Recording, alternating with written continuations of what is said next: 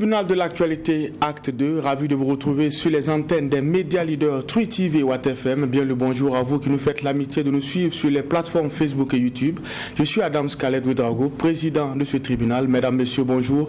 Bonjour, messieurs les juges, Bernard Bougma, Geoffroy Vaha, bienvenue. Bonjour, président Ouedraogo, bonjour, juge Vaha, bonjour, madame, messieurs. Bonjour, juge Bougma, bonjour, président, bonjour, auditeurs et téléspectateurs.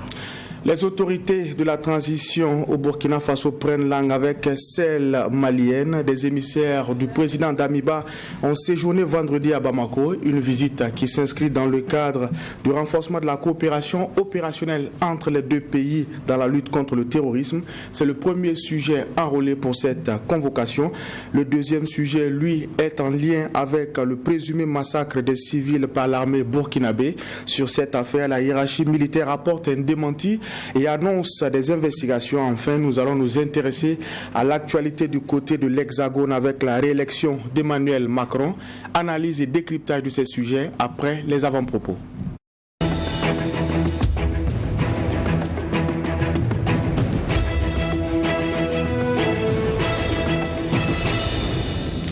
Et pour la partie avant-propos, nous allons donner la parole au doyen des juges. Juge Vaha, qu'est-ce qui retient votre attention pour cette seconde convocation de la semaine du tribunal?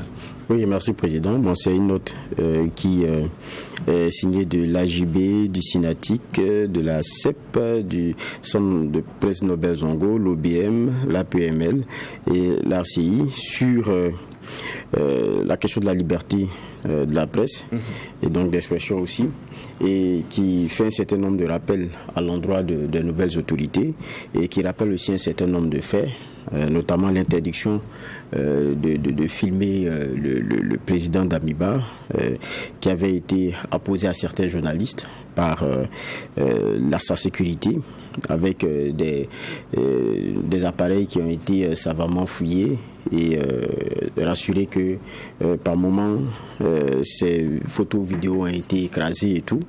Et la rencontre aussi qu'il y a eu, c'était, si ma mémoire est bonne, c'était en avril, c'était le 15, non? Le 15 avril, le 14 plutôt, le jeudi 14 avril avec les hommes de médias dont ils disent ne pas vraiment comprendre le contenu, si ce n'est rappeler en tout cas aux journalistes ce qu'est leur profession et leur donner quelques leçons. Et on termine par ces éléments, c'est-à-dire condamner toute forme de restriction, de menace contre les journalistes, les médias, les défenseurs de la liberté d'expression et de la presse, apporter le soutien à l'ensemble des journalistes, des médias et des défenseurs de la liberté d'expression et de la presse, exhorter donc les nouvelles autorités à travailler, à mobiliser toutes les énergies contre le terrorisme plutôt qu'à se lancer dans la recherche et la stigmatisation de boucs émissaires, et appeler le président Damiba et son gouvernement à lever toute restriction sur le travail des journalistes et à consolider la liberté d'expression et de la presse qui, loin d'affaiblir un pouvoir, facilite la mobilisation autour de ses aspirations profondes. En tout cas, c'est signé du 25 avril et je sais que beaucoup en auront connaissance sûrement tout au long de cette journée-là. En tout cas, c'est un certain nombre de faits relevés par ces organes et ceux qui les représentent dans l'exercice du travail des journalistes et qui ne facilite pas les choses, et surtout aussi un genre de dynamique voulue notamment par les autorités sur la façon de communiquer, la façon d'aborder le sujet, alors que pour les journalistes il y a quand même un professionnalisme, soit qu'on dise, de nos médias, de nos journalistes. Il faut laisser les gens faire leur travail. C'est le message en gros qui ressort de ce texte-là, qui reste donc en tout cas à lire encore. Merci, juge Vaha. Juge Bougma. Merci, président. Moi, mon avant-propos va concerner... Bon, c'est vrai que ça ressemble un peu à la pub, à ce qu'on appelle la vague bleue dans le domaine du mobile money, et donc l'échange de monnaie électronique. Donc via mobile, donc il y a beaucoup de sociétés d'échange. Et parmi ces sociétés d'échange, il y a une qui vient, comment on appelle ça, d'obtenir une licence d'établissement de monnaie électronique, donc accordée par la Banque centrale des États de l'Afrique de l'Ouest, donc la BCAO, qui accorde effectivement à Wave une licence d'établissement de monnaie électronique. Donc Alors, c'est la banque, c'est la BCEAO qui accorde cette licence-là. Alors que quand on parle de monnaie électronique, il y a beaucoup de commentaires qui se disent. Le Nigeria, pour contrer les crypto-monnaies, avait déjà lancé le e-Naira, parce que là-bas c'est le Naira, lancé le e-Naira, qui est la monnaie numérique du Nigeria. Ça permet d'être présent dans le domaine des monnaies numériques. Plutôt que de dire c'est bon, faut pas faire, il faut faire, c'est d'anticiper, parce que le Nigeria est très en avance également en ce qui concerne la digitalisation dans le domaine bancaire. C'est un pays qui est très en avance. Et compte tenu du fait aussi qu'il y a eu beaucoup de piratage du système bancaire nigérian, beaucoup qui étaient de nationalité nigériane s'étaient illustrés dans plusieurs pays, dans ce qu'on appelle les brouteurs. Beaucoup avaient été appréhendés, jugés, tout. Donc ça fait que le Nigeria a fait partie des pays dont le système bancaire est très sécurisé à cause de cette pratique-là. Parce que certains d'ailleurs ont été cooptés après avoir effectivement tenté d'infiltrer le système pour pouvoir prendre de l'argent avec la banque. Beaucoup effectivement ont été intégrés dans le système pour aider à parfaire le système, parce que quand ils les prennent, ils disent qu'ils ont des problèmes d'argent, c'est parce que ça ne va pas qu'ils font ça, c'est pour survivre. Ok, nous on te donne un emploi, maintenant aide-nous à voir comment est-ce qu'on peut contrer. Donc, par ça, donc, le Nigeria est très en avance. Donc en 2021, le Nigeria avait déjà lancé le e-Naira pour contrer effectivement les crypto-monnaies qui ont bien surru par moments avec des hauts et des bas. Il y en a qui se sont fait des fortunes, d'autres se sont fait des misères également dans cette affaire de crypto-monnaie. Mais ici, c'est une société de change qui vient d'obtenir effectivement une licence auprès de la BCEAO, alors que, comment on appelle ça, sur le plan de son avancement, c'est en train de prendre. Mais elle a obtenu cette licence-là. Donc je pense aussi, je pense à nous. Comment est-ce que nous également on anticipe sur ces choses-là? Tant plutôt que de dire c'est bon, ce n'est pas bon, c'est comment est-ce qu'on contre. C'est pourquoi moi j'ai aimé l'attitude du Nigeria, qui était une très bonne attitude. C'est une attitude avant-gardiste, c'est de l'anticipation. Donc, est-ce qu'à l'ère du numérique, on pourra faire fi, même dans le domaine des monnaies, même dans le domaine des échanges? Non. Mais en ce moment, comment un pays comme le Burkina Faso anticipe? Donc, vous discutez avec certains économistes chevronnés, il y en a qui ne veulent même pas en entendre parler. Non. Ce n'est pas que c'est bien ou c'est pas bon. En fonction des limites, quelles sont les opportunités que ça nous donne pour rebondir ou pour effectivement tirer profit? Ça, c'est très important. Mais on a l'impression que certains ne veulent même pas entendre parler. C'est de l'arnaque, c'est de l'escroquerie, oui. Mais en attendant, ça évolue. Et les autres pays anticipent. Donc, est-ce que nous allons continuer soit de dire c'est pas bon, ou se surprendre un matin que tout le monde y est avant de courir aller? En ce moment, on est toujours dernier. Et c'est les autres qui vont toujours dicter leurs lois, parce que c'est eux qui vont nous apporter l'intelligence, l'expertise, le savoir-faire à l'intérieur. Donc je pense que c'est très important pour nous également de penser à ces choses-là dans le cadre de nos projections de développement.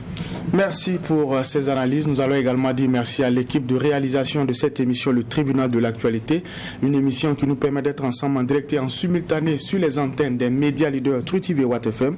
Je le disais en début d'émission, le président de la transition burkinabé a dépêché des émissaires chez son homologue malien. Objectif de cette mission, échanger sur une coopération opérationnelle dans la lutte contre le terrorisme. Il faut rappeler que dans le cadre de ce séjour-là, justement, la délégation burkinabé à Bamako, ce séjour a été marqué justement par des travaux avec le chef d'état-major général des armées. Quand on parle du Mali et du Burkina Faso, ce sont 1200 km de frontières en partage entre ces deux pays-là. Pour beaucoup, c'est une visite qui devait venir un peu plus tôt. Juge, à votre égard par rapport à cette délégation qui a séjourné justement du côté de Bamako. Non, plus tôt ou plus tard, moi, c'est pas le débat. C'est que la visite ait lieu de par la logique de ce que nous avons comme situation géographique. Et vous avez rappelé, 1200 km de frontières, c'est pas rien. Et puis, quoi qu'on dise, le Burkina, le Mali et certains autres pays ont fait front commun contre le terrorisme, avec comme chef de file la France dans cette lutte-là. En termes de, quand je dis chef de file, en termes de lobbying au niveau international, de projets et de la façon de le porter sur le terrain, c'était ça la réalité. Maintenant qu'il n'y a plus la France qui est devenu persona non grata au Mali et qui a plié bagage. Qu'est-ce que vous voulez? Il y a un nouveau leadership qui est celui malien et mené par les Maliens eux-mêmes. Donc quand vous avez des frontières 1200 km avec un pays comme ça, il faut prendre langue et rediscuter des choses et voir comment est-ce qu'ensemble on peut peut-être réorienter, récalibrer les choses puisque l'ancien chef de file n'est plus là.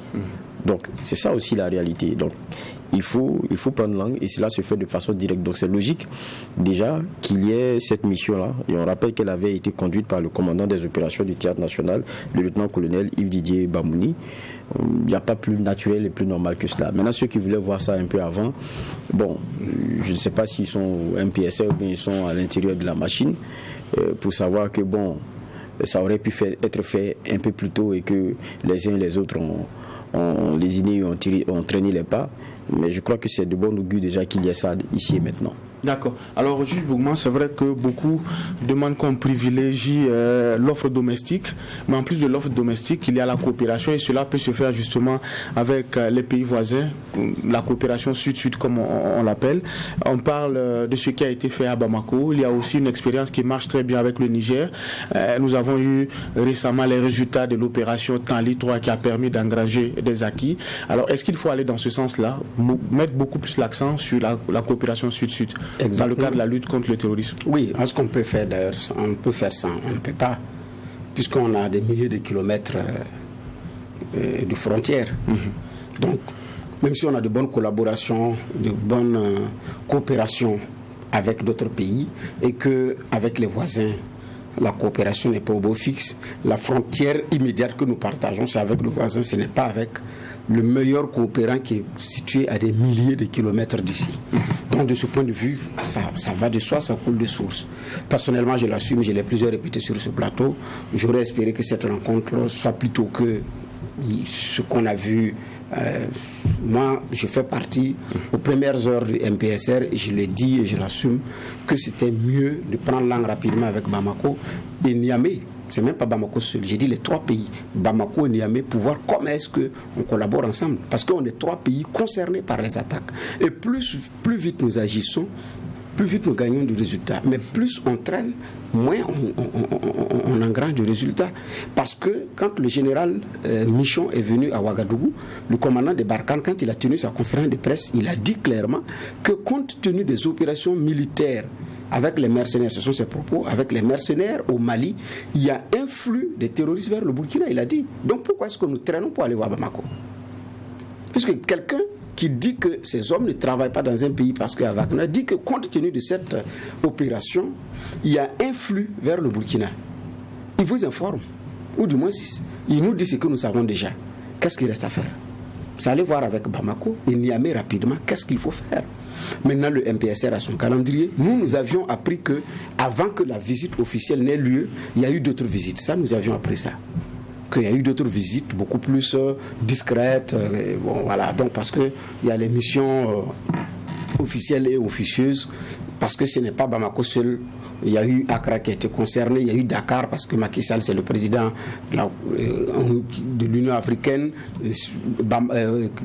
Accra c'est celui de la CEDEAO, donc il y a eu ces visites-là. L'UEMOA, bon c'était le président Kaboré, donc il y a eu ces visites-là déjà vers ces messieurs-là, en plus vers d'autres capitales. Mais en ce qui concerne le cadre de la lutte contre le terrorisme, effectivement, Tanli 1, 2, 3 c'est avec le Niger, mais avec Bamako c'est quand? Peut-être que c'est pour préparer une opération ou peut-être l'officialiser que maintenant ils sont allés. Sinon, certainement, il y avait eu d'autres missions, mais qui n'avaient pas du tout été médiatisées. Mais si cette fois-ci c'est médiatisé, ça veut dire qu'il y a quand même un pas de gagner. Parce que la rencontre qui a eu lieu, certainement, c'est le fruit d'autres rencontres qui ont eu lieu, parce qu'il faut d'abord préparer.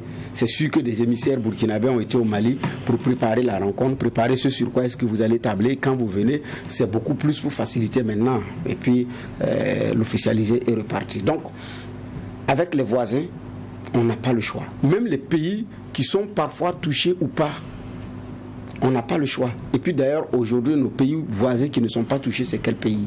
Peut-être le Ghana. Et dans la frontière béninoise, il y a eu des attaques.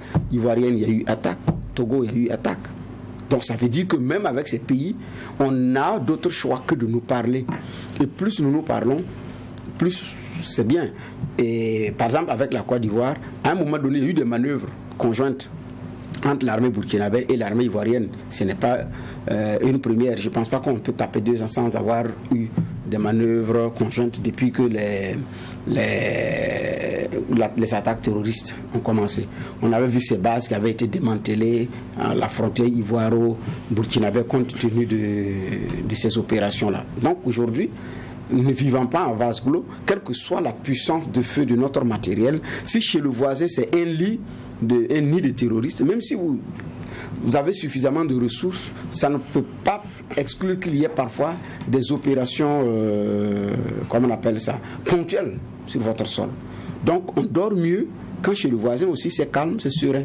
Mais si chez le voisin ce n'est pas calme et serein, vous avez beau être en sécurité, ce n'est pas du tout évident aussi. Donc je pense que dans cette logique, on n'a pas le choix que de nous parler. Ça vient tard ou pas tard, tôt ou pas tôt, l'essentiel c'est qu'ils se soient rencontrés aussi. Parce que j'ai dit qu'il y a eu des missions officieuses avant celle qui a été officialisée. D'accord, il y a le contexte aussi de cette mission-là. La mission a eu lieu vendredi.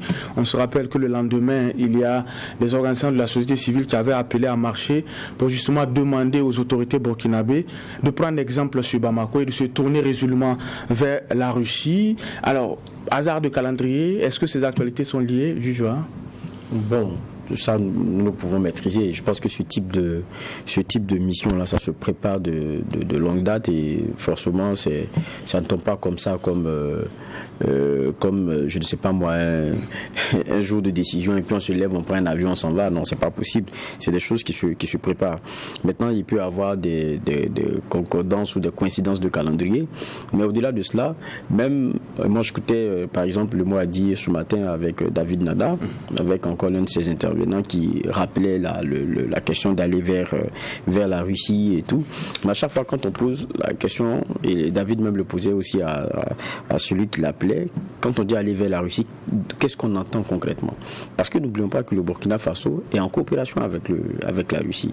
Tout comme le Mali est en coopération avec la Russie, et ça ne date pas d'aujourd'hui. Les choix maliens, on les connaît à un moment donné avec un rapprochement très fort, avec les incidences sur la géopolitique qu'on connaît et tout.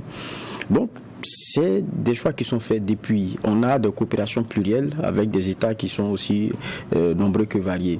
On a entendu le Premier ministre ici dire que les coopérations vont être axées sur ce que chacun a de meilleur à nous offrir. Donc, je pense qu'ils ont leur façon de voir les choses, ils ont leur façon de mener la barque. Maintenant, il faut leur laisser la latitude de faire leur choix et puis après avoir avoir l'opportunité de pouvoir décrier, critiquer ou jeter un regard quel qu'il soit. Mais on sent clairement que sur la question russe, il y a beaucoup de pays qui sont en train d'en faire une alternative. Maintenant, est-ce qu'on peut aller de façon brutale comme le Mali y est allé? Ça aussi c'est une autre question.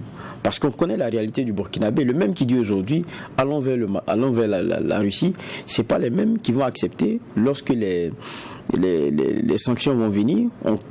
Vous savez, quand vous empruntez un chemin, regardez au bout celui qui l'a emprunté, ce qu'il est en train de faire, ce qu'il est en train de devenir. Le Mali a emprunté son chemin de façon courageuse, je l'ai toujours dit sur ce plateau ici, avec un aspect volontariste assez affirmé, mais avec un peu derrière ceux qui mènent la transition, qui ont compris le choix qui a été fait. Je rappelle encore les propos de Inoussa lorsqu'il venait du Mali et il le partageait sur mon plateau de JDS. Ces Maliens qui même dans les marchés ils disent bon, la vie est devenue chère depuis qu'on a les sanctions, c'est devenu plus difficile à soutenir, les prix ont grimpé. Mais c'est pas grave. C'est le prix à payer. On est dans une lutte d'indépendance. Et c'est des ménagers qui vous le disent, c'est des marchands qui sont au marché qui vous le disent. Vous pensez qu'on aura ça ici? C'est la question qu'il faut se poser. Est-ce que le Burkinabé est prêt pour ça? Parce que nous, dès que vous sortez des sièges, on vous tire dessus à boulet rouge.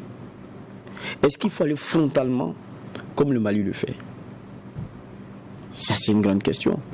Est-ce qu'il y a une transition et ceux qui l'amènent, qui ont le même capital sympathie que ceux qui sont au Mali.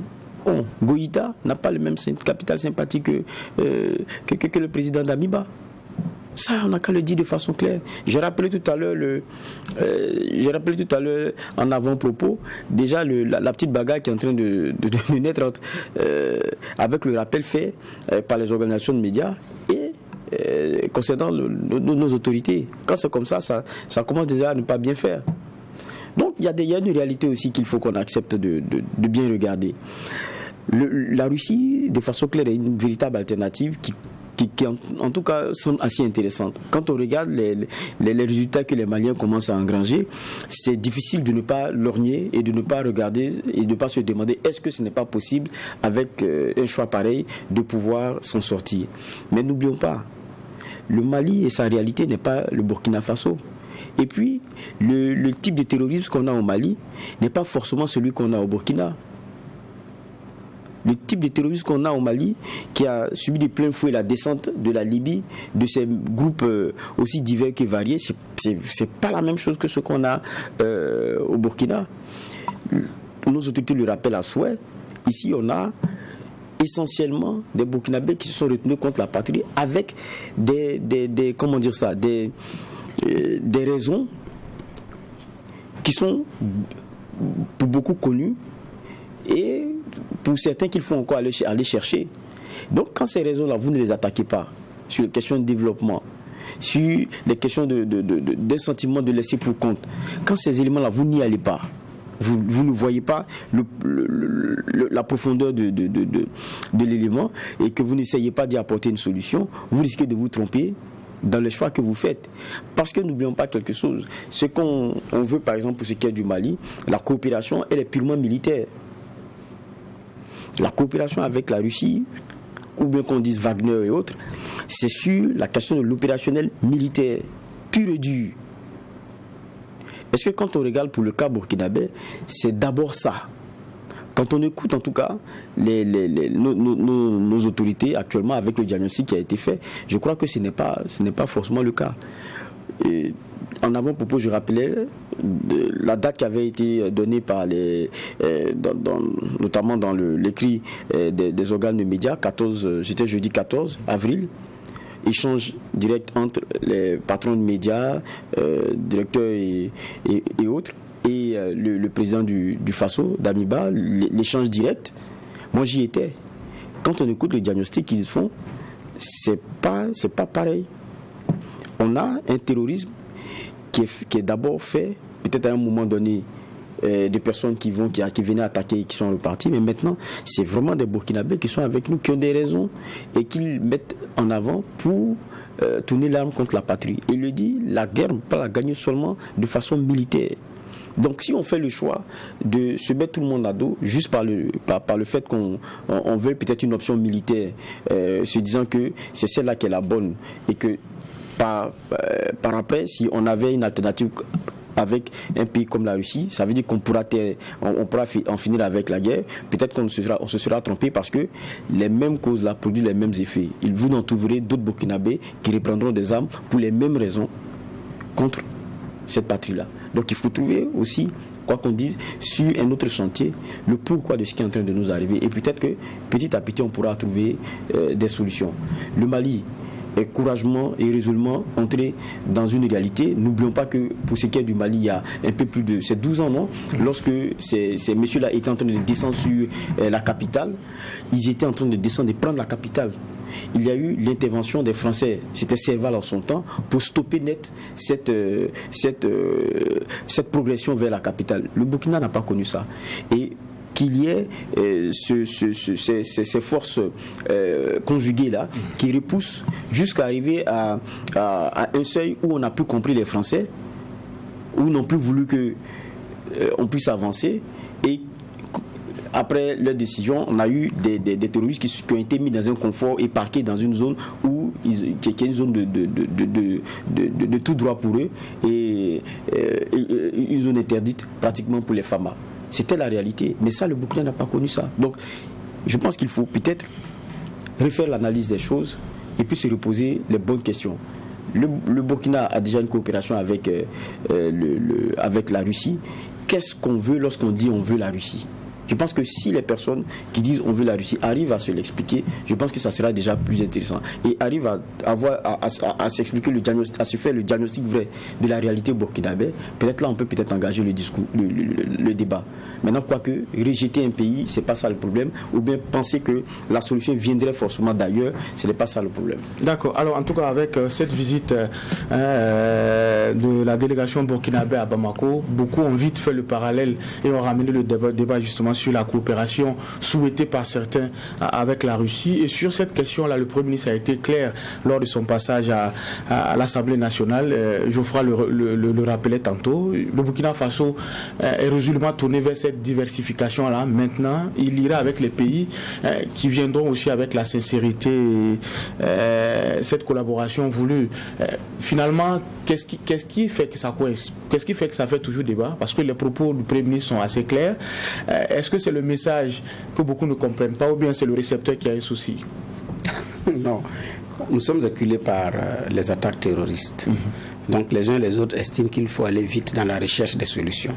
Donc il faut comprendre cette poussée de fièvre et cette pression. Il faut les comprendre.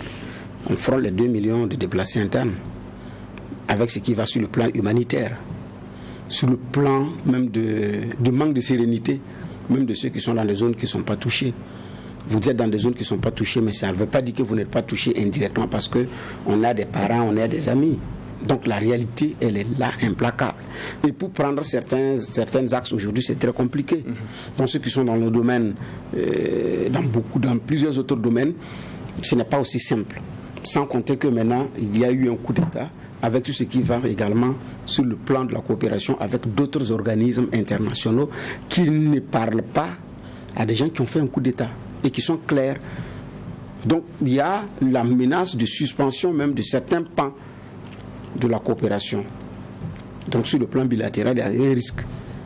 Et bon, multilatéral aussi, il y a un risque. Donc il faut comprendre les uns et les autres.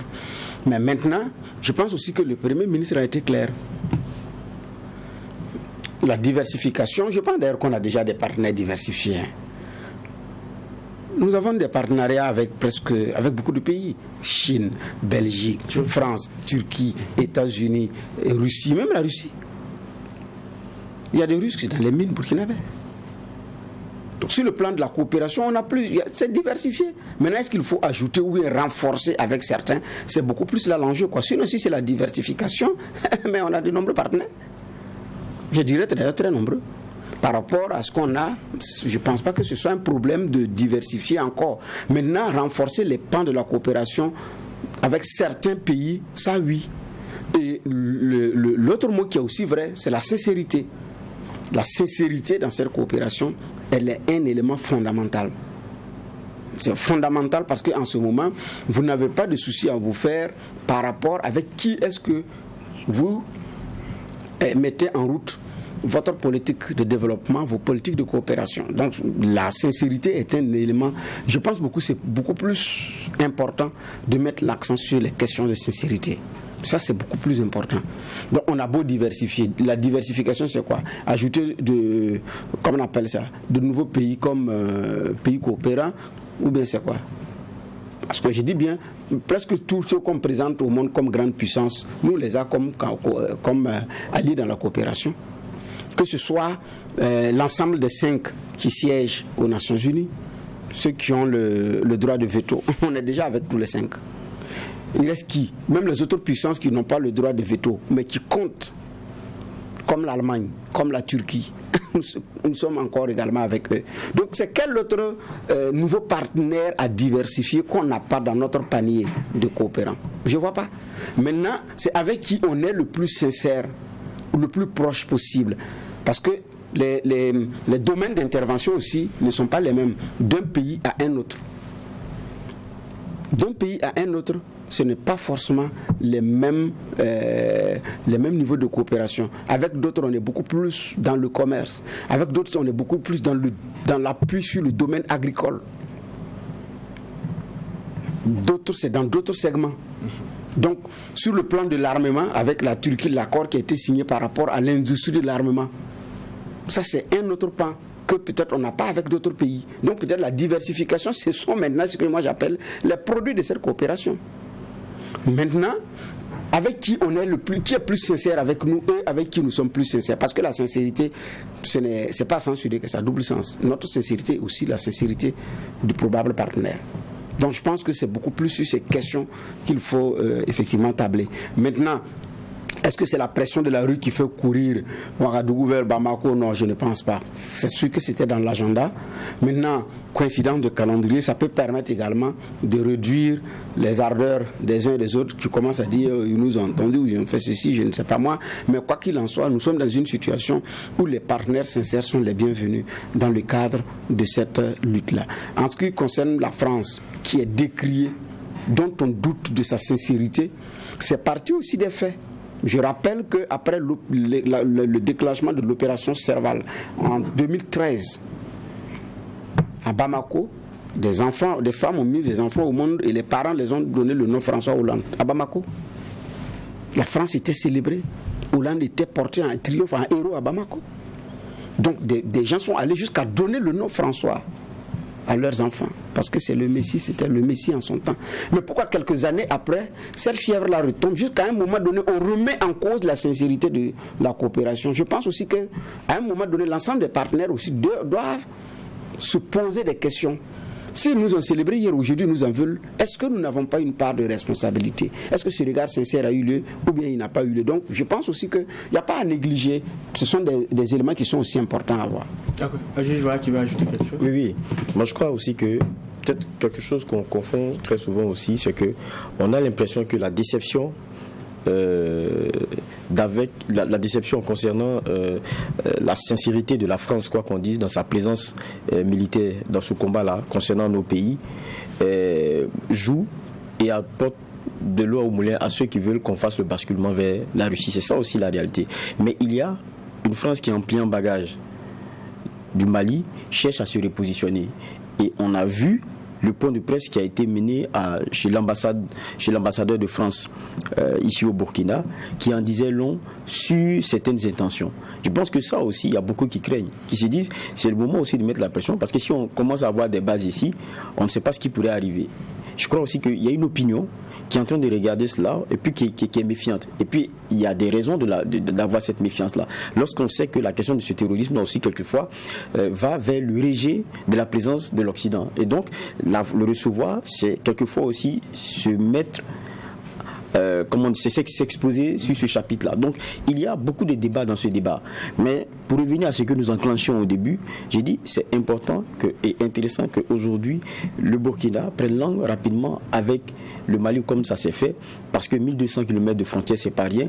Et lorsqu'on sait que le Mali est en train de déclencher ce qui est devenu presque une foudre de guerre, on nous avait prévenu. C'est clair que dans l'inconfort au Mali, il risque de descendre en terre burkinabé. Si nous ne sommes pas préparés, que nos frontières sont si poreuses, ça risque d'être très difficile pour nous.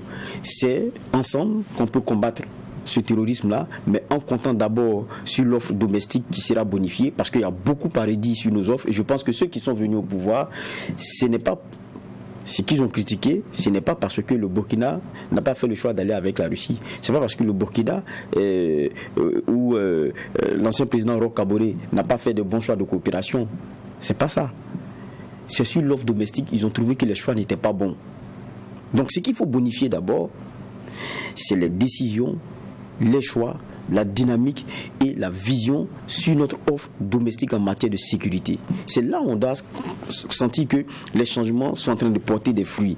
Avant de vouloir savoir sur qui on devrait compter, tant que nous-mêmes ne sommes pas capables d'apporter une bonne offre, tant que nous-mêmes ne sommes pas capables dans cette guerre-là de pouvoir nous assumer de façon correcte et qu'on continue d'acheter des armes qui ne soient pas de qualité et qu'on ait des nominations de complaisance, on ait des gens qui refusent d'aller au front ou même qu'on ait des guéguerres à l'intérieur de notre armée, c'est pas quelqu'un d'autre qui pourra venir nous sauver.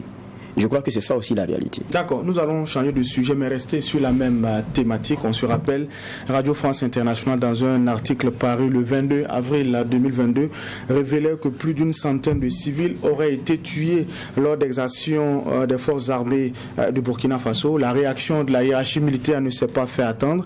Alors, l'armée burkinabé parle d'allégations assez graves et annonce des investigations. Juge Bougma, cela nous rappelle aussi l'actualité au Mali, notamment avec ce qui s'est passé à Moura, de contradictions sur un même fait. L'armée qui parle de travail fait en tenant compte de l'éthique et de la déontologie. Alors, les ONG de défense des droits humains et aussi un média étranger qui se fait, en tout cas, écho de ce massacre présumé. Là, votre regard là-dessus? Oui, mais même ici, quand il y a eu l'attaque des Ban, Cannes et quelle autre localité, en son temps aussi, ça a défrayé la chronique. Les enquêtes annoncées jusqu'à présent, je ne sais pas si elles sont bouclées, mais n'ont pas été rendues publiques. Mais là aussi, ça avait mis le Burkina mal à l'aise. Donc, ça rappelle également le cas malien que vous venez d'évoquer. Donc, mais c'est ça aussi la lutte. Je pense que ce qui est mis en exergue ici, c'est simple. C'est comment réussir à lutter contre les terroristes de façon efficace tout en respectant les droits humains. Moi, c'est comme ça que je résume ça. Donc, respecter les droits humains dans le cadre de la lutte contre le terrorisme. C'est cette dure preuve-là que sont confrontées nos forces.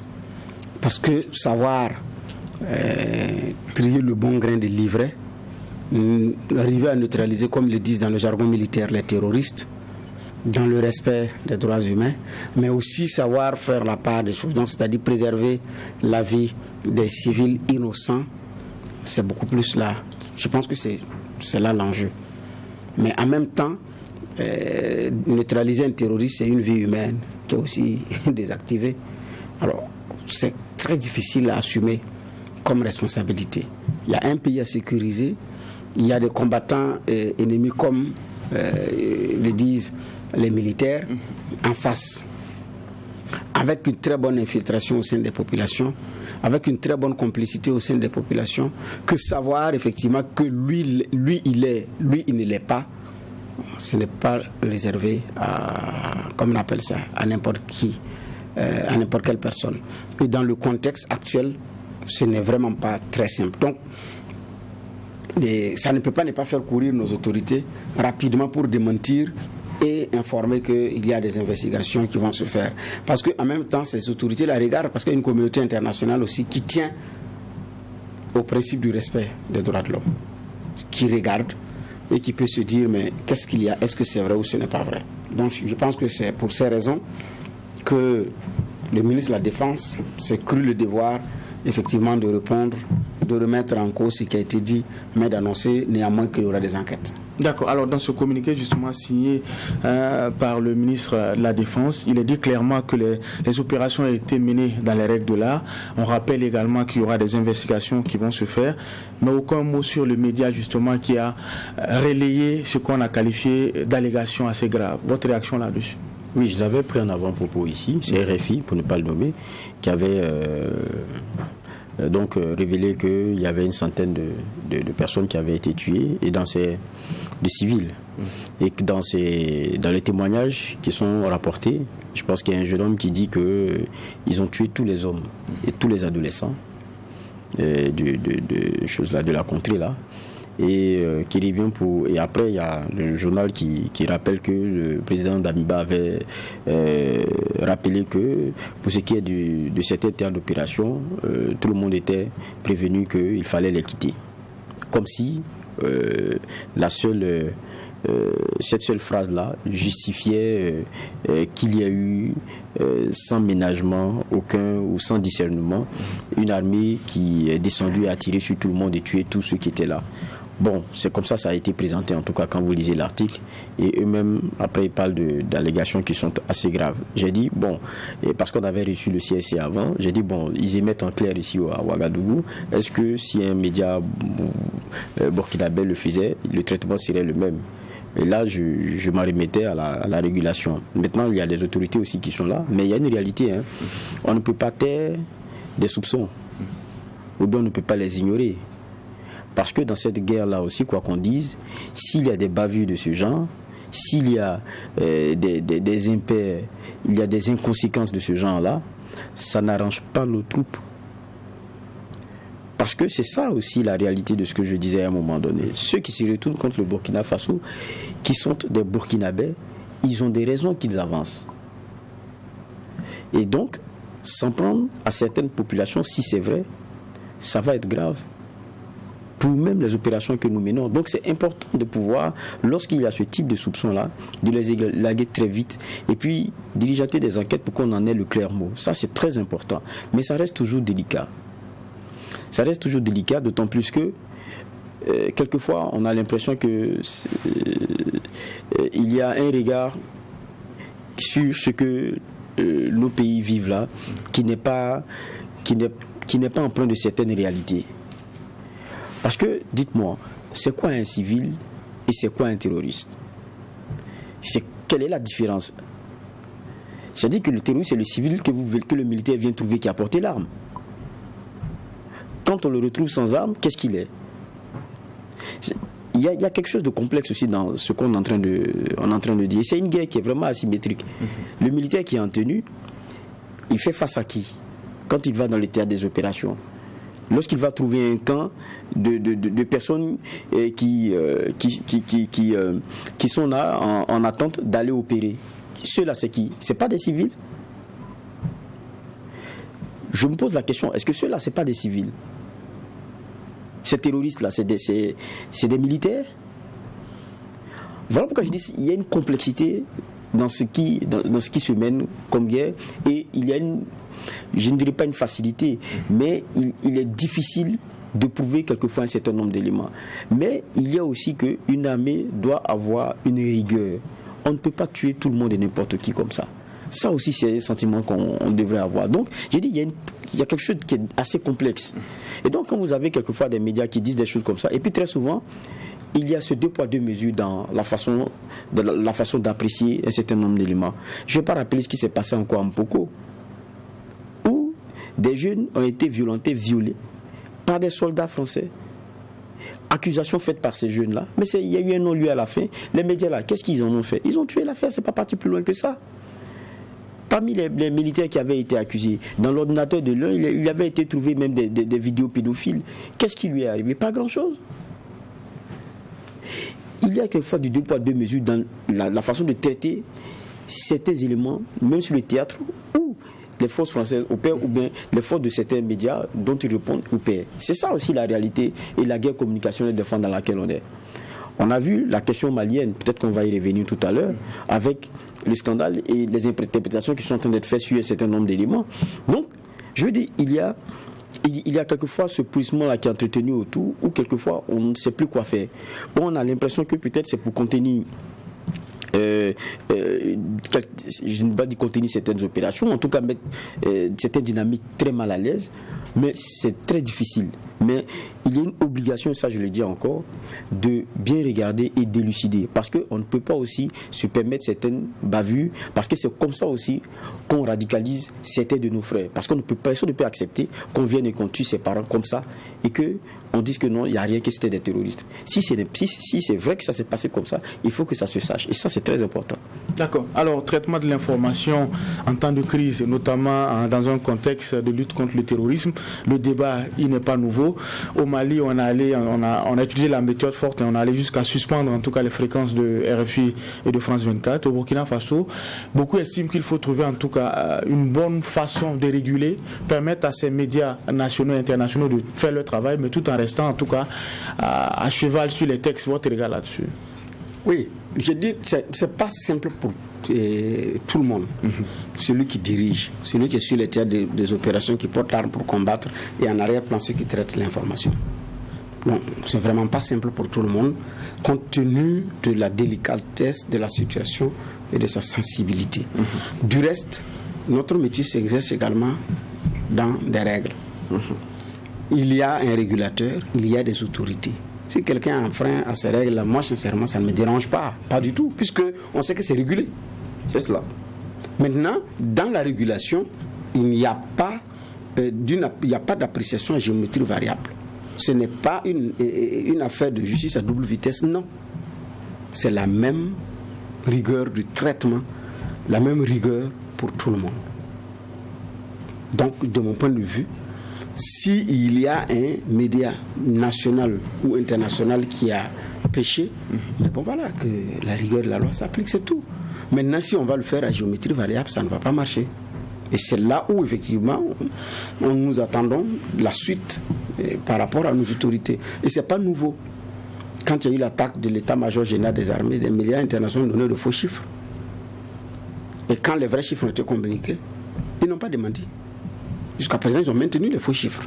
C'est resté. Qu'est-ce que nous avions fait? Mais pour moins que ça, des médias ont été convoqués. Pour moins que ça, on a vu un rédacteur en chef qui a été seul coupable d'une attaque terroriste. Parce que c'est le seul qui a été sanctionné. Philippe, l'ancien rédacteur en chef de Omega. Vous étiez directeur de rédaction d'ailleurs. C'est le seul qui a été sanctionné après l'attaque de Solhan. Formellement. Le reste là, personne, que ce soit dans la chaîne de commandement, personne. Mais lui, il a été relevé de son poste pour une fausse info qui a été mise en place. Mais ceux qui ont été, comment on appelle ça, qui n'ont pas bougé, et après ça a été avéré, là, qu'est-ce qu'on en a fait? Rien. Même une sanction administrative n'a été prononcée contre aucune autre personne. Ça a contribué jusqu'à ce qu'on rentre dans INATA. Et c'est à partir de INATA que les premières sanctions administratives, dûment prononcées, publiquement ont commencé. Mais on a mis tout ce temps-là. Et là, j'ai dit non.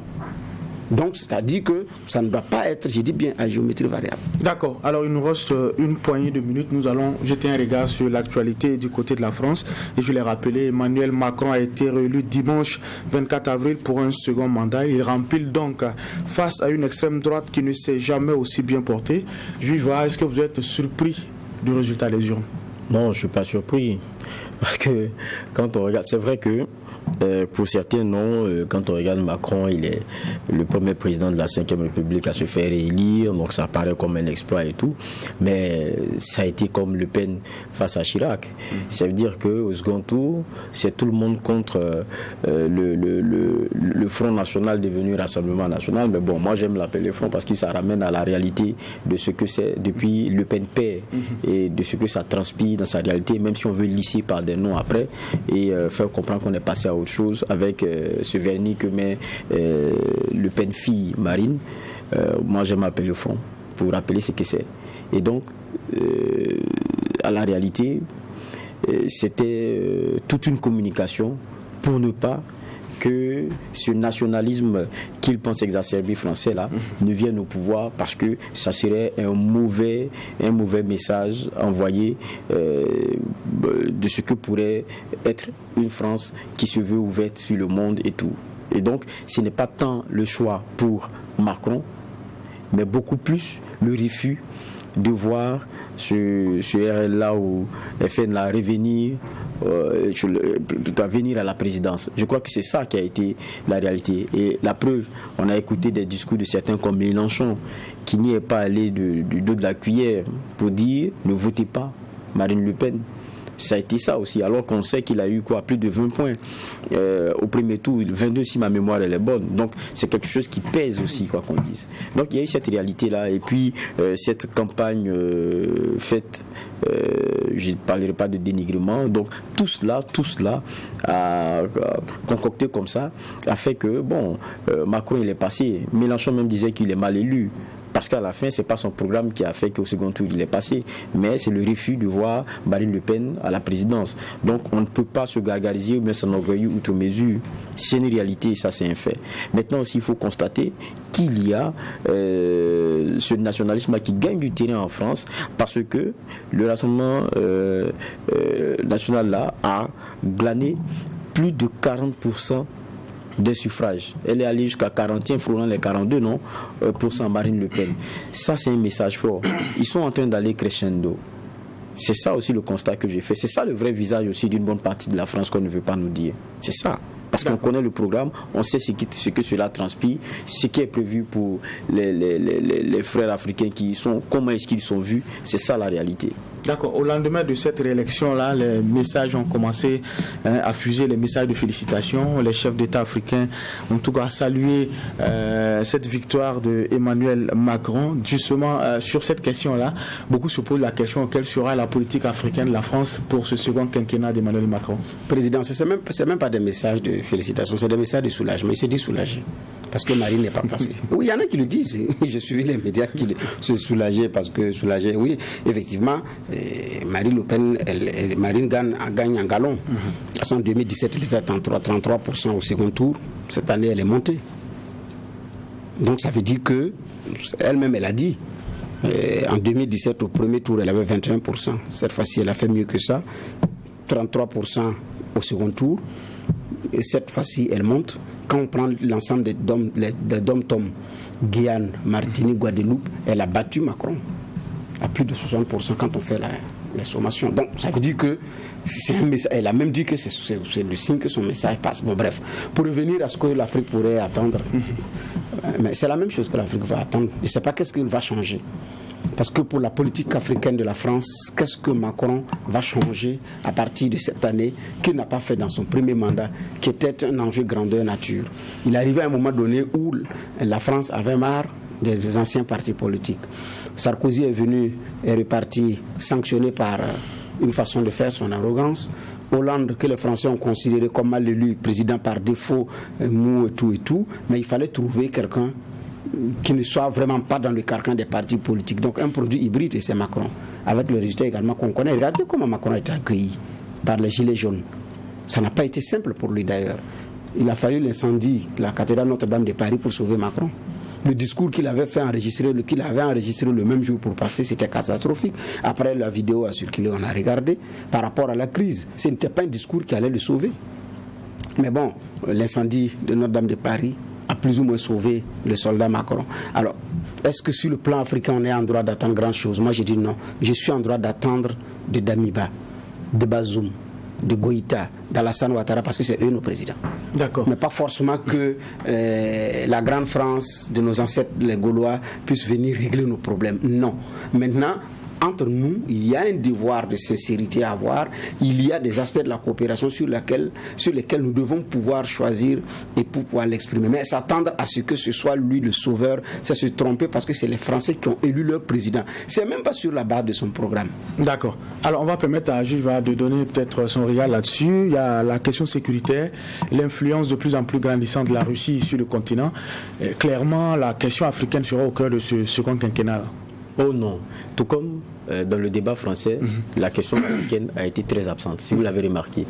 Et pour moi, faudrait pas s'en offusquer ou bien faudrait pas s'en surprendre. Maintenant, pour Jupiter, parlant de Macron qui disait que la France sera un peu le prochain Eldorado, c'est l'avenir et tout, mais l'avenir n'était pas dans le débat français. Mais la réalité, c'est qu'ils ont des intérêts et on les attend sur nos bases. Parce qu'il y a maintenant une jeunesse africaine décomplexée et qui revendique un certain nombre d'éléments et qui, parmi lesquels le traitement et le regard égal à égal, mais qui a encore une élite quelquefois ou des dirigeants qui sont complexés. Mais à l'attitude des dirigeants, il y a quelquefois le traitement de cette France politique-là qui écœure encore cette jeunesse-là décomplexée, mais qui met la pression sur ces chefs d'État pour qu'ils comprennent qu'il y a des choses qu'on ne peut plus concéder et qu'il est une ère qui soit nouvelle. Que vous acceptiez d'être convoqué à Pau, ça vous regarde. Maintenant, quand vous déciderez, vous viendrez retrouver devant vous vos populations qui s'assument. C'est ça la réalité dans laquelle on est aujourd'hui.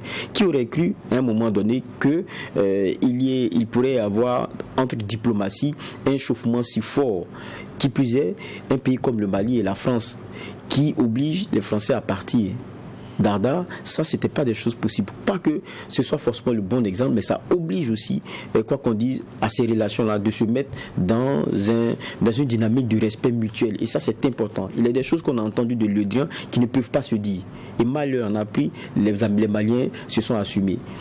ça va être bon, ça ne va pas être bon, mais il y a une réalité, c'est que quand les autres regardent ce qui s'est passé au Mali et de la façon dont ils n'ont pas accepté de se faire insulter, c'est partagé en termes de sentiments de fierté par beaucoup d'Africains. Et c'est ça la réalité aujourd'hui. Merci, messieurs les juges, pour ces clés de lecture et analyse pendant cette convocation. C'est ici qu'on va mettre un point final à la présente émission. On se donne rendez-vous demain pour la même mission. Jetez un regard critique sur l'actualité, mais en attendant, restez fidèles au programme des médias leaders, True TV et Watt FM.